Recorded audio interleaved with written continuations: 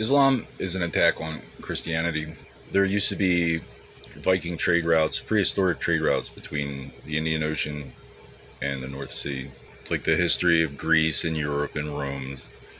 These guys fighting with these guys over who gets the little blonde kids call us extra. The Krampus. You've heard of the Krampus. Islam convinced us that there's like a satanic cult or whatever. Idolatry is bad because for the kids, it takes your eyes off of God. He's not going to get jealous. He's omnipotent. He doesn't give a shit. It's for you. It's a distraction from your faith. Having conquered one's faith, idolatry is an invitation for the infidel. These morons act like they own everything. Like, you're with us, and we have ridiculous beliefs. I had some more examples. I think that pretty much sums it up. If that doesn't work for you, I don't know if anything will. Islam, the Titanic was an atrocity. The unsinkable iceberg, and it was just like, it was all bankers. Our money went down with the ship. From time to time, one of these unthinkable atrocities happens. And who do we turn to? Well, it happens to be part of some party's religion. We have dominion, they have domination, mastery. Well, how come it doesn't work when we do it? Because they also have, there is but one Allah, and Muhammad is his prophet, and or his final prophet, meaning anybody smarter than us comes along, we just can take it. And we're just not dumb enough to go in for that. Imagine global diplomacy as the Olympics, okay? One of these things is not like the others. Christianity is the apex, the epitome, the conclusion. It's the climax, it's the pinnacle of Judaism. So Judaism's good, because we wouldn't be here without them. Islam hates the Jews. They're escaped slaves. Islam hates escaped slaves. But Protestantism doesn't quite fit with Christianity, the Bible being the first and only book they ever saw. Not allowed to read it. No, the key is not domination.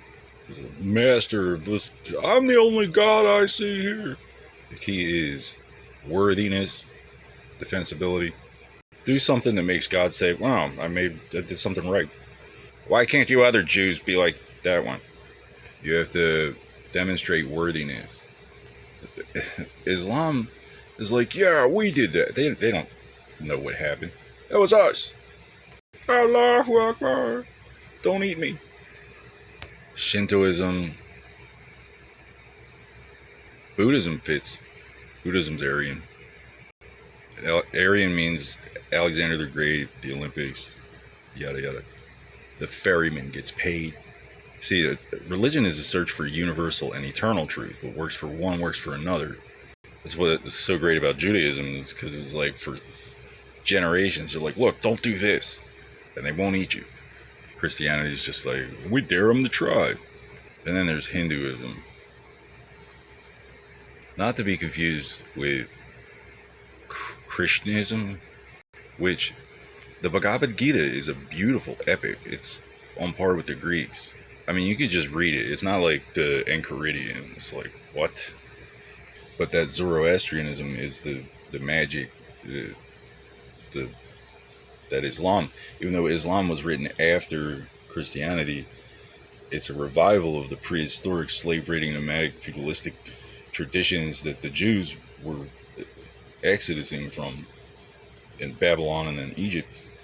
And this protection that the media is asserting, they're protecting the government from the people from the government, the people from each other. It's Mithraism.